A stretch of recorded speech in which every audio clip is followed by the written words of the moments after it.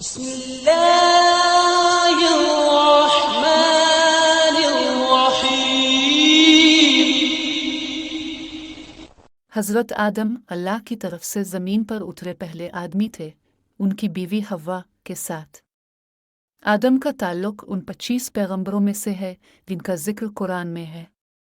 مختلف اسلامی اسکالرز کی مختلف روایات کے مطابق آدم تخلیق کے بعد تقریباً 1000 سال تک زندہ رہے۔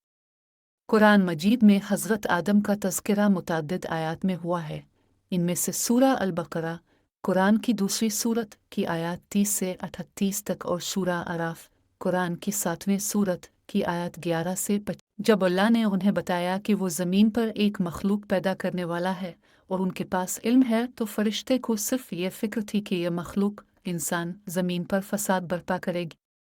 حضرت آدم علیہ السلام کو اللہ تعالیٰ کے ہاتھ سے براہ راست مٹی سے پیدا کیا گیا اور ان کی روح کو فوراً خود اللہ تعالیٰ نے پھونکا۔ اس کے علاوہ حضرت آدم علیہ السلام بھی عقل سے آراستہ تھے، جو انہیں چیزوں کو سیکھنے، مشاہدہ کرنے اور سمجھنے کے قابل بناتی ہے۔ حضرت آدم علیہ السلام جب اللہ تعالیٰ کی طرف سے پیدا ہوئے تو ان کا قد 60 زیرہ تقریباً 40 میٹر تھا۔ تاہم ابن خلدون 13321406 جیسے بعض علماء اس بات کو قبول کرتے ہیں کہ یہ جنت میں اس کی بلندی ہے اور حوا کے ساتھ زمین پر بھیجے جانے پر اسے سیارہ زمین کے معیار کے مطابق اونچائی دی گئی تھی۔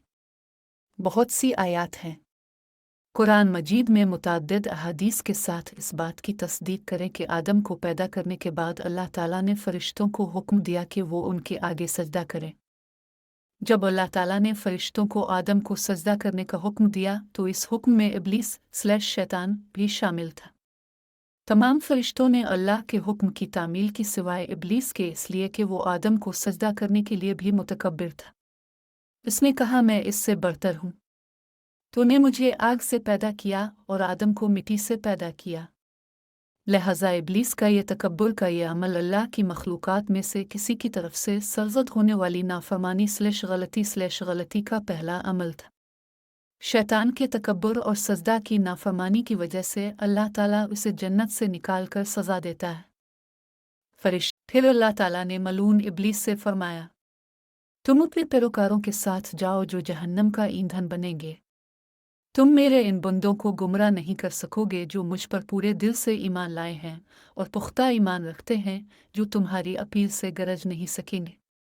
شیطان کو فرشتوں کی صف سے نکال دیا گیا اور وہ یہاں تک اللہ کا سب سے بڑا دشمن بن گیا۔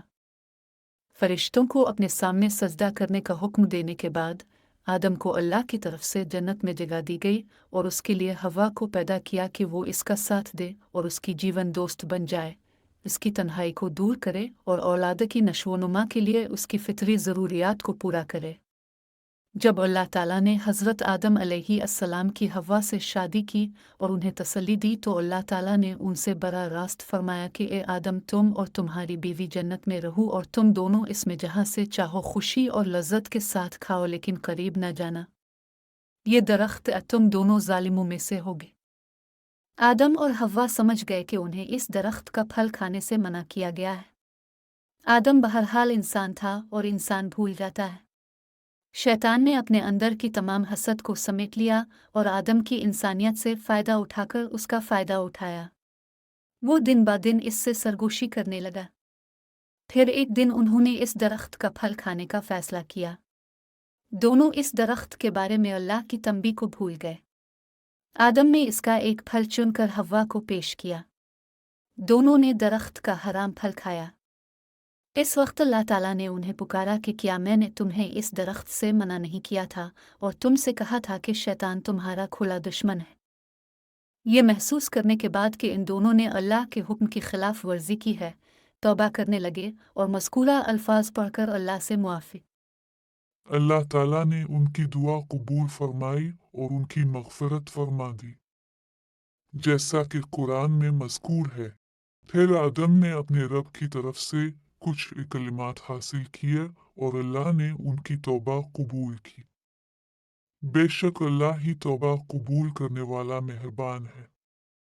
سورۃ البقرہ